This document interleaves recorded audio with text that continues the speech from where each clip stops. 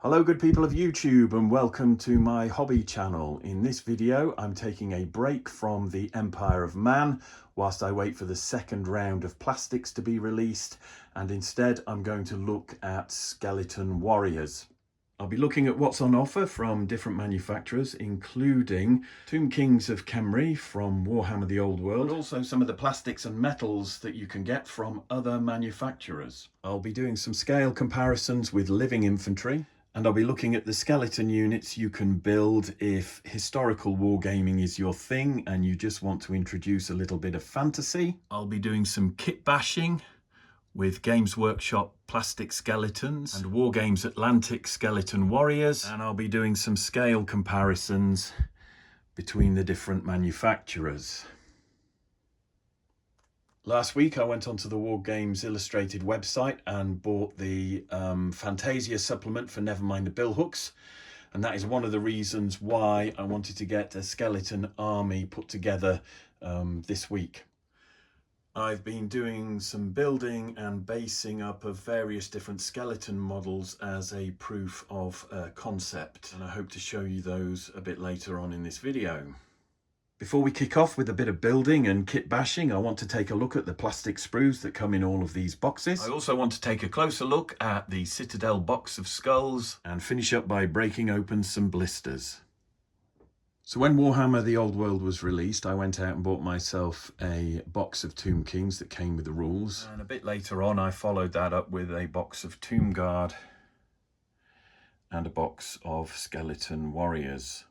Okay, so I'm going to start with the Skeleton Warriors from Tomb Kings of Khemri, and the reason I want to start there is because it's a reissued product that many of us will be familiar with. In essence, the original Warhammer skeletons came with an upgrade sprue that would turn them into Tomb Kings. I could take the original Skeleton Warriors sprues to reinvigorate the Vampire Counts models that I have in my collection. So without dwelling too long on this sprue, you get 4 sets of legs that come with 4 different torsos, 4 shield arms, a bunch of old Warhammer skeleton heads, which will be familiar to many of us, 4 spears, and 4 hand weapons. And if you're building Tomb Kings of Khemri, then you don't use these hand weapons. And then on the Tomb Kings upgrade sprue, you get 6 heads with a Tomb King flavour, musician, standard bearer, or banner pole designs, and some extra weapons for your command, as well as some bow arms to make archers from. And because I wanted to recreate the Vampire Counts army that I once owned, I couldn't resist the temptation to build a classic plastic skeleton warrior. And for this video, I thought I should also build a Tomb King's skeleton warrior. So I've done that here, but left the shield off, so it's easier to see the model while doing a scale comparison. Obviously, any book on modelling and painting fantasy figures would not be complete without a section on undead, and I was keen to do some hints and tips on painting skeletons. Whilst writing my book, Wargames Foundry were very generous in supplying me with many examples of their metal skeletons, and I did use some of these in my step-by-step guides. But at the time I was also curious to see what was on offer in the way of plastic skeletons. And that's when I picked up this beautiful box of Skeleton Warriors from Wargames Factory. However, when I opened the box and looked at the sprue and I saw how complicated a build these skeleton warriors would be, I realised that I didn't have time to include them in my book, and the box got put to one side. Then last year I was building a Denizens of Mirkwood faction for Middle-earth role-playing, and I needed some skeletons for my spider bases. And this is when I encountered the Wargames Factory Skeleton Warriors once more. Now, the box I had been packed away. I'd more or less forgotten that it existed. And because I desperately needed some skeletons to adorn the bases of my Mirkwood spiders, I went down to my local hobby store, Mighty Lancer Games, and I picked up a box of these Skeleton Warriors Warlords of Erehwon. I presume that's how you pronounce it. It hasn't escaped me that Erehwon or Erehwon is actually nowhere backwards. But these skeleton warriors had the same kind of look as the Wargames Factory skeletons that had caught my eye maybe 5 years earlier. The box art was glorious, so I bought this, and when I got them home I found out that they were in fact the same skeleton warriors that were produced by Wargames Factory. So I started using these skeletons obviously to create my Mirkwood spider victims, and whilst building these poor dead souls I did of course become more familiar with the old Wargames Factory, now Warlord Games sprue. So I thought I would take another look and have a go at building some skeletons of antiquity. Now anyone who buys the Warlords of Erehwon skeletons will notice that the feet are separate from the legs. So you have to choose the correct feet, glue them to the correct legs, choose a torso to glue onto the pelvis, pick a head, a couple of arms, and then some weapons. So one thing you won't be able to do is build these skeleton warriors quickly.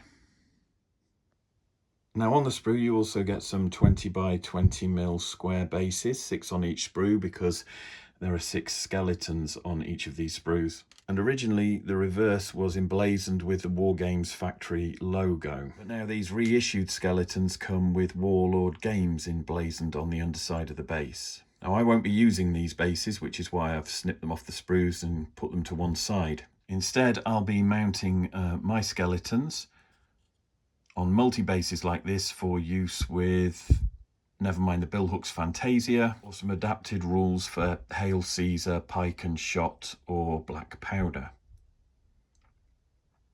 So what I've got here are all the parts that you need to make a Warlords of Erehwon skeleton. And as you can see, there are quite a few. It's also worth pointing out that even though I don't want to use the bases that come with these skeletons, it's practically impossible to build the skeleton without gluing the feet onto a base, even if that's just a temporary measure. So I'm using a 20 mil round base from Renedra to help with the assembly process. Okay, so I'll just clean up the detachment scars. I'll do this quickly, carefully, because they're very delicate.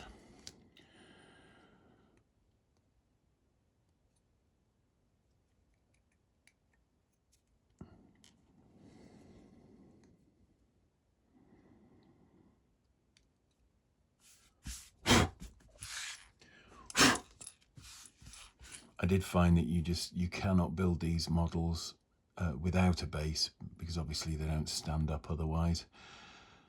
But the base also helps with rigidity.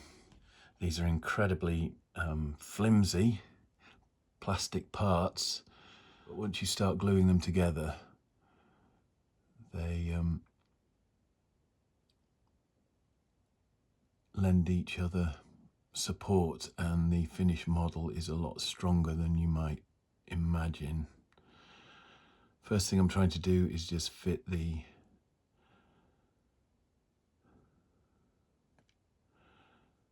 legs into the feet. I only want these skeletons attached to the base while I'm painting them. Once they're painted, I'll want to lift them off and glue them to a multi-base. So I've only used a tiny bit of plastic glue there to secure that. Now I need to let that dry and come back again in 10 minutes. Okay, so now that the legs are dry,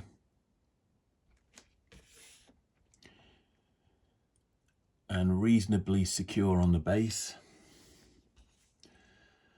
I can now glue on the skeleton torso, and this is quite delicate because it's a very small contact area and you want to maximize the amount of plastic that is in contact with the socket in the pelvis there. So more glue. going to glue this in at a slight angle, and you can see the legs are still moving on the base, so I can't apply too much pressure, otherwise the whole thing collapses. I need just enough for it to hold firm, and then you have to adjust the angle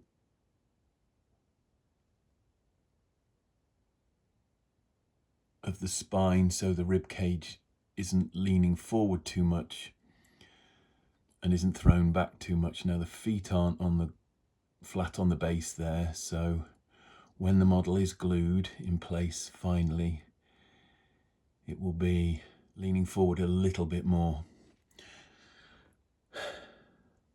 So there we are.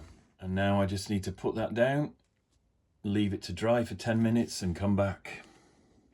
Now that the torso's dry to the pelvis, I can get the arms on.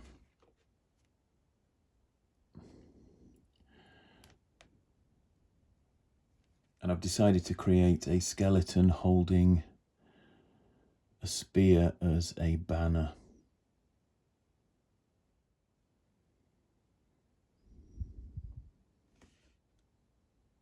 And then in the other arm, I shall put a sword.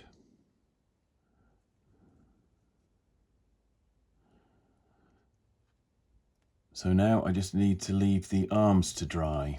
Okay, so that's everything on the body reasonably secure. I'm now going to use this spear as a banner pole and glue that in, because that will add a bit more support.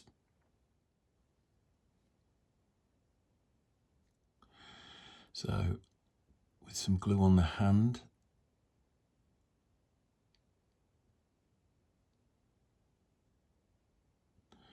I can position the spear or banner pole where I want it, and then I can come down and just add a bit of glue at the base that will anchor that in place when it dries. And whilst that's there, I'll have a go at dropping the sword in the hand. And there we are. And now I'm going to let that dry before I add the head and any other bits of equipment that I fancy. And now I'm adding the skull.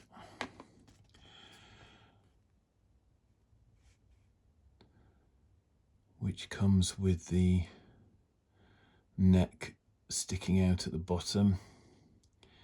And that gives a very small point of contact.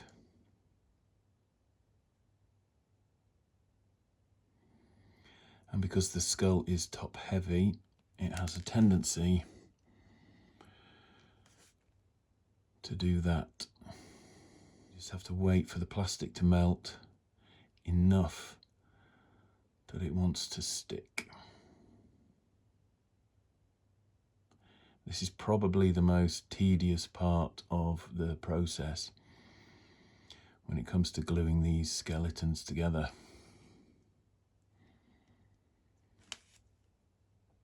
And now I need to leave that to dry somewhere where the head won't end up flopping or tipping or falling off. Okay, so that's the skeleton dry, and I could leave him like this if I wanted to. That's a really nice dynamic pose. But what I would like to do, add a little bit more detail, perhaps in the form of a shield, which I can glue to his back. And if I'm careful, I can catch the top of his head as well. And maybe the edge of the pelvis, and that will provide a lot more support to that fairly delicate model. Because I've already done this before on other models, and I've done a dry fit. I'm pretty confident with where to place the glue. But obviously, if you're building these yourself, you'd need to check that you are putting the glue in the right place. So I'm going to go with that there. and nurse that into position.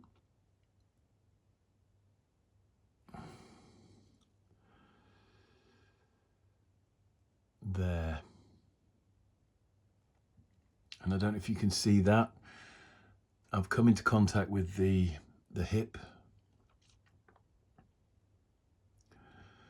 I'm also in contact with the arm, which I wasn't expecting. So I'm going to just drop a little bit of glue on there and let that soak in behind the elbow.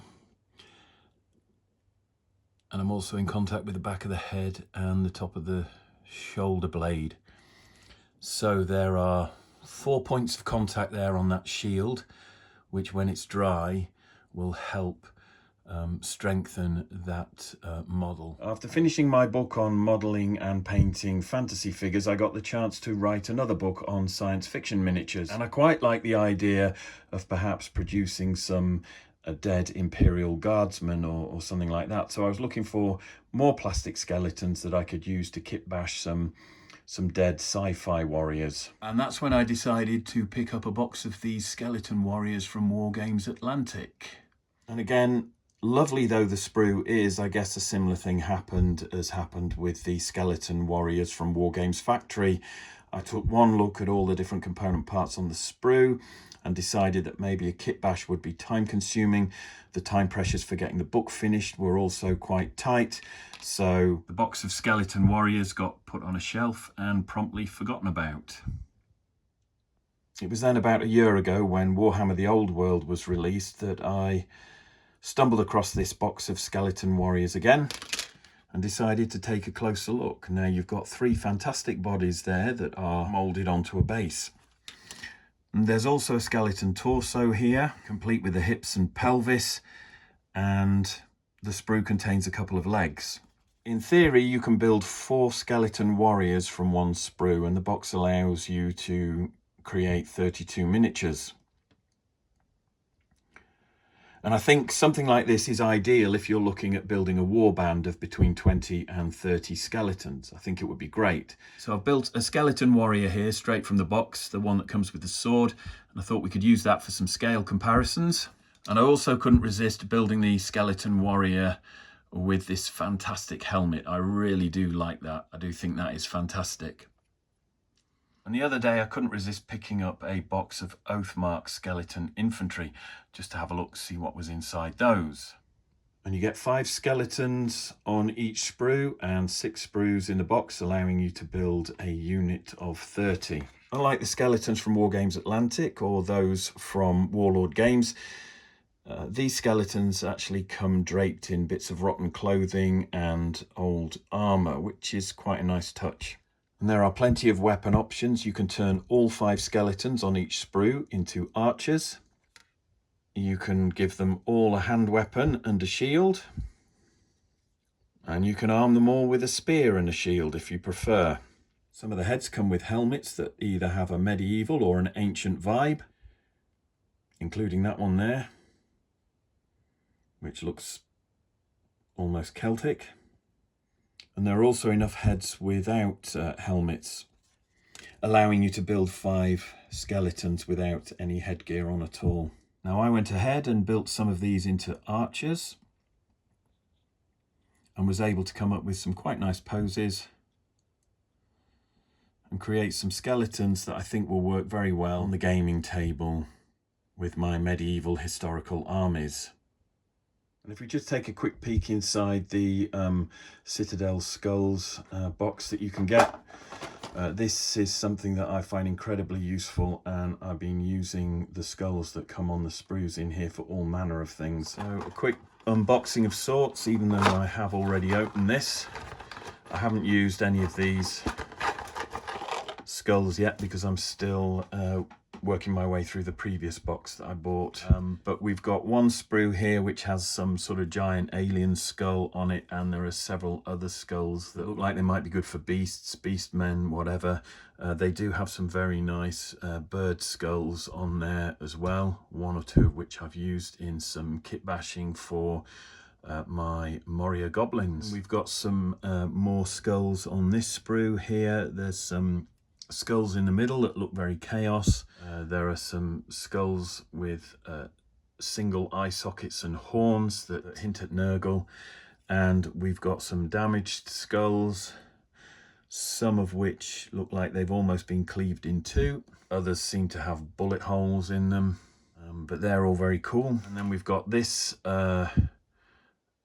sprue here, which has got some Tyrannid skulls on it, some Kroot skulls by the look of it, and also some Orc skulls, and I will be using those in a kit bash in this video. Finally, a sprue that's absolutely packed with human skulls, some of which are without a jawbone and some of which are complete, and the complete ones are great for kit bashing with some of the smaller size skeleton miniatures that you get with Oathmark. I can now glue this very small skull from the Citadel box of skulls onto this Oathmark skeleton warrior and show you the result. And there we have a battle damaged skull from the Citadel box of skulls on top of a Oathmark skeleton infantry warrior, and I think that looks really cool. I bring in the Oathmark archers that I've made. I hope you can see that scale wise the Citadel skull is a very nice match for Oathmark skeletons. So instead of using the same unadorned skulls from the Oathmark sprue and having a unit of skeletons that look very similar, or an army of skeletons that look very similar, you can kit bash and get creative with the Citadel box of skulls and really add some interest and some individuality to some of those models. And that is what I will be doing with my Billhooks Fantasia undead army in future project builds. So here are the two skulls that I've snipped off the Citadel box of skulls, and these are Orc skulls. And what I've got here are two skeleton archers that I've built using bits from the Tomb King's skeleton warriors. Now, I don't know if you can see on this one, but I've actually shaved a tiny bit of plastic off the top of the neck joint, just a really thin sliver to give me a flat surface there rather than a curved surface. And I'm putting some glue on that, and I'm just going to put that in contact with the neck, but not too far back. I want the head to look like it's jutting forwards.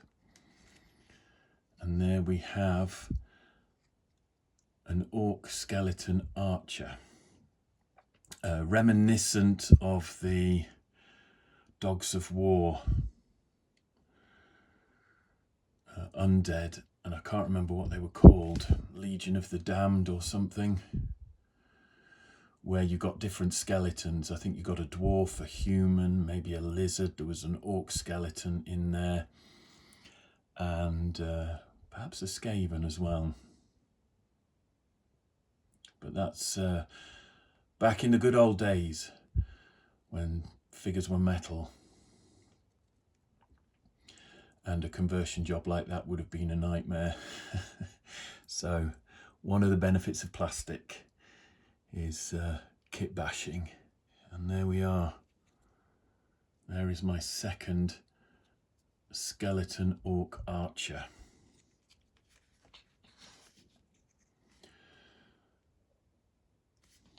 I'm going to clean up this skeleton body from Wargames Atlantic, and I'm going to turn him into an Orc skeleton with a hand axe. I'm confident that those are now dry enough for me to attempt to glue the Orc head on, and hopefully I'll do that without dislodging the arm. So we've got a bit of glue on the top of the neck there, and I'm coming in underneath the skull on this one because the neck obviously is pointing straight up. And there we have another orc skeleton made with orc skull from the Citadel Skulls box, skeleton, hand axe and shield arm from the Tomb Kings of Khemri, and a Wargames Atlantic skeleton warrior body. Now the last box of plastics that I wanted to look at were the Tomb Guard. I've not seen these miniatures before. When I last played Warhammer, the Tomb Guard were metal miniatures, not plastic. You get several different sprues in the box. This is just a selection which I think shows more or less all the designs that you get. Now there are 5 different bodies, and as you'd expect with something like this, Games Workshop's newer models are sort of multi-part single pose plastics. So each of the skeleton bodies needs the rib cage gluing to the front of it, and then there are a limited number of shields and weapon arms that are compatible with the body that you've chosen to build. As you would expect with Games Workshop plastics, they build into a very nice model, and there is a very lovely looking Tomb Guard.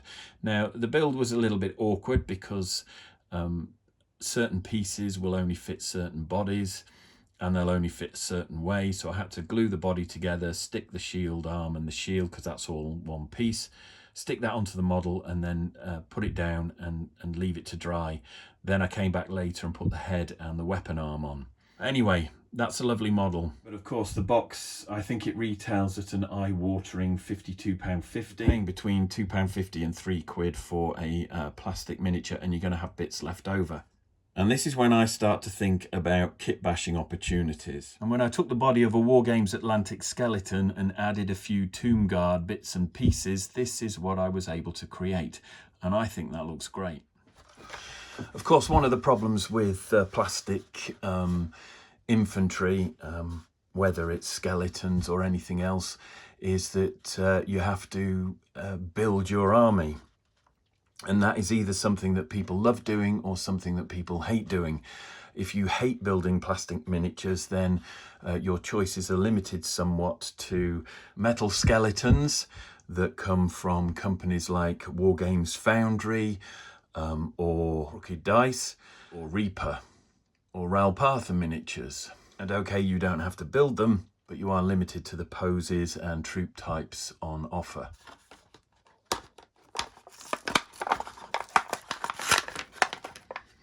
Okay, and these are Bones plastic, which is slightly flexible. I suppose the advantage there is they're difficult to break, but painting Reaper Bones can be as challenging as painting the old Airfix toy soldiers that I used to paint as a child. One of the problems with models that flex is that the paint can crack and chip off. And although Reapers say that you don't need to prime these miniatures if you're using their paints, I've yet to try that out. Although I'm not doing a painting video here, one thing I would recommend is if you do get any kind of Reaper Bones plastic miniature, you use the acrylic polyurethane surface primer from Vallejo. This comes in a range of colours, so you can choose. You don't have to go with black or white. But this is brilliant for priming soft plastics, and you can apply this either with an airbrush after thinning it down slightly, or just a normal paintbrush, and that's what I do. I just paint it on with a normal paintbrush, and then I can zenithal prime on top of that, or dry brush with some white and use my contrast paints or speed paints. So I would recommend that. I will be doing videos in the future where I'm painting Bones plastic, but that's my advice. Okay, so if we take a standard Warlord historical plastic like this one here, to compare this one with a Games Workshop plastic skeleton that I've built as a skeleton warrior for my Vampire Counts army, and as you can see, although height-wise there's not that much difference, this skeleton is very chunky, it's heroic scale, the weapons are massive because that's the kind of thing we like in Warhammer.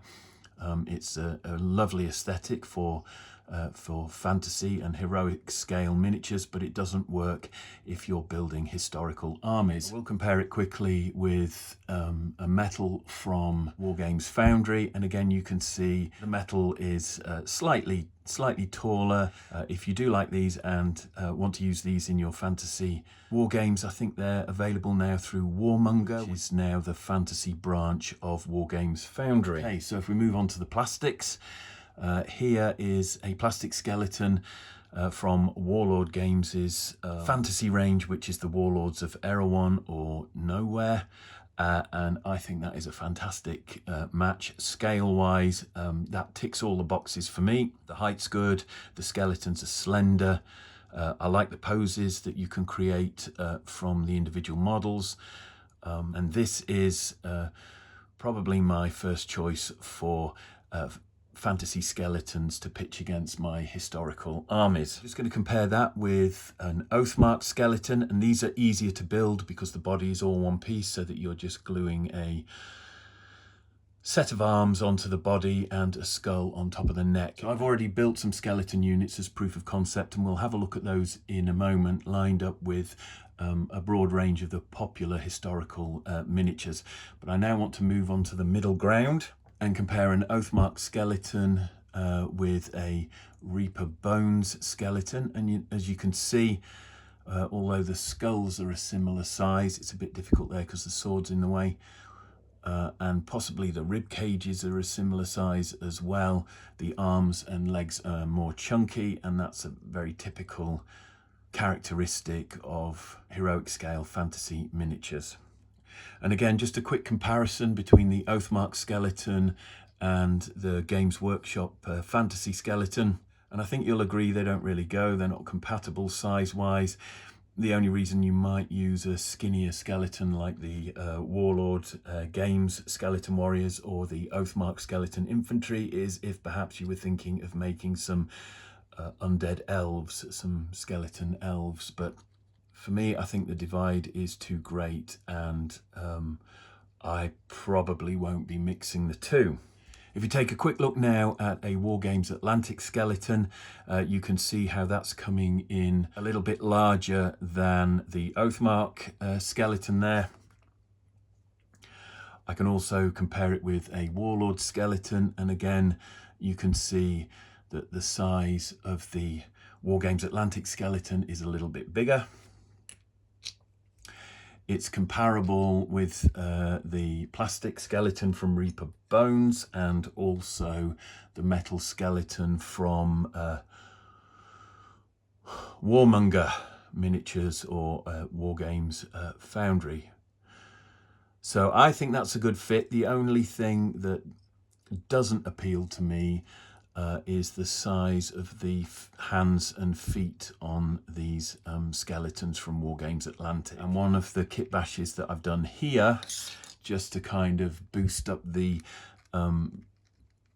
size of the hands and the weapons into something that's more heroic scale, is I've cut the hands and a sickle or scythe off the Northmen Folk Rabble from Fireforge Games, and by including a bit of the cuff or the arm, I've created a hand there that could be painted up as a glove or a gauntlet. And that brings these models then more in line with a Games Workshop plastic. I do think where the Wargames Atlantic plastic skeletons really start to shine is when you use their bodies as a proxy, and you kit bash and add Games Workshop skeleton warrior parts or Tomb King parts. Again, combining the leftover bits with a Wargames Atlantic skeleton body gives you a model that is absolutely awesome, and I think that will look fantastic in amongst my Games Workshop Tomb Guard, and it's a brilliant way of increasing the size of the unit without actually breaking the bank.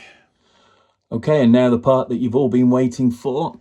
In the middle here, I've got some Warlord Landsknecht, or Landsknecht if you're English, and they are surrounded by some skeleton archers. On the left, we've got the skeleton warriors from Warlord Games. They're Warlords of Erehwon or Warlords of Nowhere range.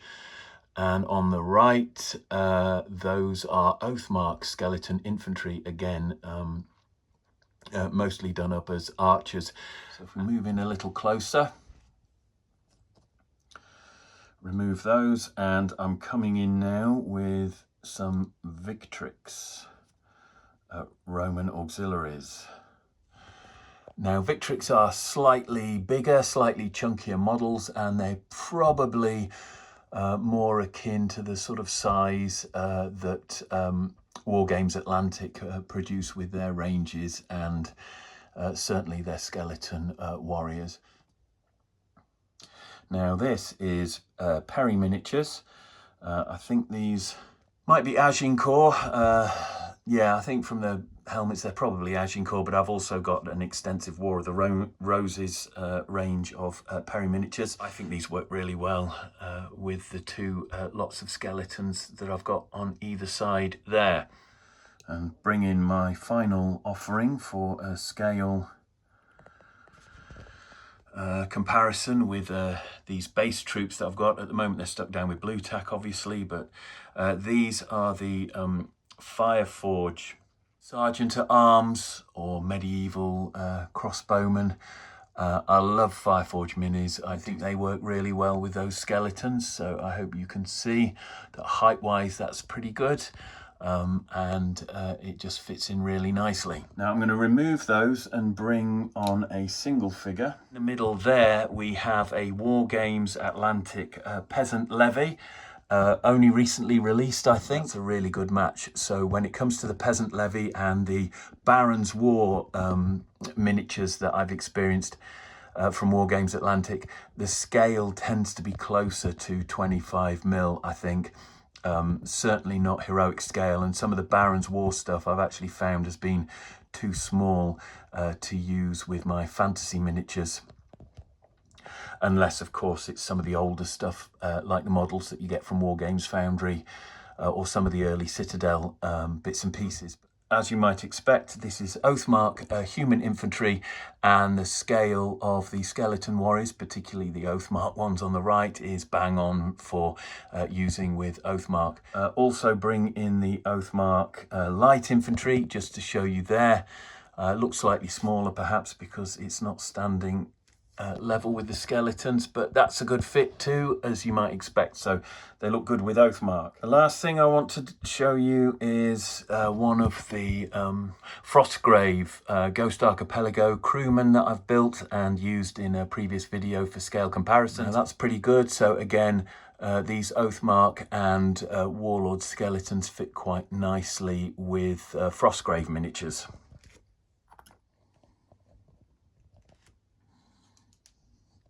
Okay, and I thought I'd just finish up with a lineup here where I scroll along a whole range of different miniatures, all of which I think might be suitable for fantasy wargaming. And on the extreme left, we've actually got the sort of pirate captain model that I couldn't find when I was making my previous video. And this was an old Citadel miniature, Buccaneer or something, is re-released by Foundry, was re-released by Foundry. You can see it compared with Wargames Atlantic skeleton, that's a vanilla build straight from the box. Next to that, we've got another Wargames Foundry or Warmonger Miniatures, and that's a metal skeleton there that I've based up on a 25mm base, and I've put that next to my kit-bashed Free Company Militia that I did in a previous video. I'm just trying to angle the camera so that the flaming torch isn't in the way quite so much, but you can see that's a pretty reasonable height. So I've got my kit-bashed Free Militia from Warhammer the Old World standing next to another vanilla build of the Wargames Atlantic Skeleton Warrior, and that is next to a recreation that I've built of an old Vampire Count skeleton using the plastic bits from the Tomb King's box. And next to that, I've built another Tomb King skeleton that we can compare with another Foundry metal skeleton. Again, I think you can see proportions are pretty good, but the Foundry metal skeletons are definitely taller, head and shoulders above the more stooped pose of the Warhammer plastic skeletons. Now here we've got another free company militia. It's a vanilla build using the parts in the box, and I built that in a previous video. Now I've put that next to both the Foundry skeleton again, so you can see how tall that is, and also the Reaper Bones skeleton. I'm just going to see if I can turn this round so we can get a better look. But there we have the Reaper Bones skeleton, and that's pretty typical of the size of most of the Reaper undead. Now, this painted skeleton here is the sole survivor of my old Vampire Counts / Tomb King's army. I actually converted a Tomb King's army into more of a Celtic army. The Celtic shield is one that I sculpted myself for the Battleforge, and I did kit out a whole range of skeletons with those Celtic shields, and of course that's an army that I no longer own or possess. I put next to this folk rabble from Fireforge, so again you can see size wise that's a pretty good fit, and I'd be happy to use certainly the Fireforge models with my Games Workshop models, and kit bash with those as well. Here we've got the Tomb Guard, a slightly more imposing Tomb King's model, and on the other side I'm shaking.